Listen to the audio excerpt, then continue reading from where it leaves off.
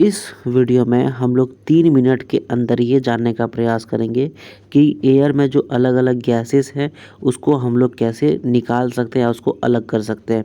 तो आपको पता ही है कि एयर जो है वो एक होमोजेनस मिक्सचर है, यानी कि ऐसा मिक्सचर जिसमें सारे गैसेस आपस में अच्छी तरीके से घुल-मिल गए हैं। और ये जो मिक्सचर है इसको हम लोग अलग कर सकते हैं एक प्रोसेस से, जिसका नाम है फ्रैक्शनल डिस्टिलेशन।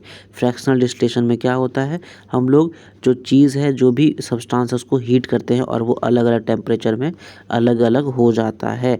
तो जैसे देखो यहाँ पे एयर है, तो एयर को जब हम लोग दबा देते हैं, कंप्रेस कर देते हैं और जब उसको कूल कर देते हैं, उसके प्रेशर को बढ़ाने के साथ-साथ उसके टेम्परेचर को घटाने के बाद तो बनता है लिक्विड एयर। जैसे हमारा एलपीजी गैस है तो उसमें भी सेम जो है वो प्रक्रिया फॉलो किया जाता है। अब लिक्विड एयर को जब हम लोग धीरे-धीरे वार्म करेंगे, उसको गर्म करेंगे फ्रैक्शनल डिस्टिलेशन कॉलम में, तो क्या होगा, जो गैसेस हैं वो सेपरेट होना स्टार्ट हो जाएगा अलग-अलग हाइट पे। अब हम लोगों को अलग-अलग गैसेस को निकालना है। मान लेते हैं अगर ऑक्सीजन चाहिए तो हम लोग ऑक्सीजन निकाल सकते हैं अलग-अलग गैसेस को बाहर करके, ठीक है? तो इसको हम लोग और बेहतर तरीके से इस डायग्राम से समझ सकते हैं।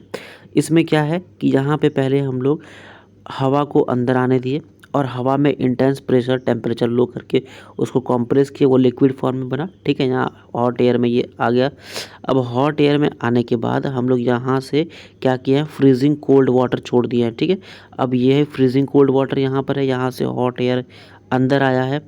हॉट एयर आने के बाद जो वाटर है वो इसकी तरफ से बाहर निकल गया, ठीक है? जब ये बाहर निकल गया तो यहाँ पर हॉट एयर था, यहाँ पे बहुत ज़्यादा ठंडा पानी गया था। अब इससे क्या हुआ, ये हॉट एयर बन गया ठंडा। अब ये ठंडा हवा जो है वो कोल्ड कंप्रेस हो गया, क्योंकि यहाँ पर हमारे पास पहले से प्रेशर कम था, यहाँ उसका हम लोगों ने टेम्परेचर कम कर दिया। अब ये सॉरी हाई प्रेशर था और टेम्परेचर हम लोगों ने कम कर दिया। अब ये कोल्ड कंप्रेस्ड एयर नीचे आया, नीचे आने के बाद यहाँ पर सेपरेटर है। अब यहाँ से कार्बन डाइऑक्साइड जो है वो बाहर हो गया, कैसे, तो ड्राई आइस की तरफ से। और ये जो हवा बचा हुआ था वो आ गया लिक्विड एयर के तौर पे आगे बढ़ गया।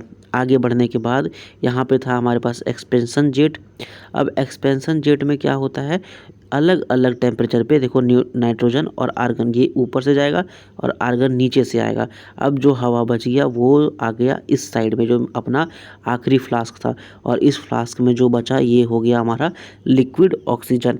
तो आई होप कि आपको समझ में आ गया हो कि अलग-अलग गैसेस एयर से कैसे निकाला जा सकता है।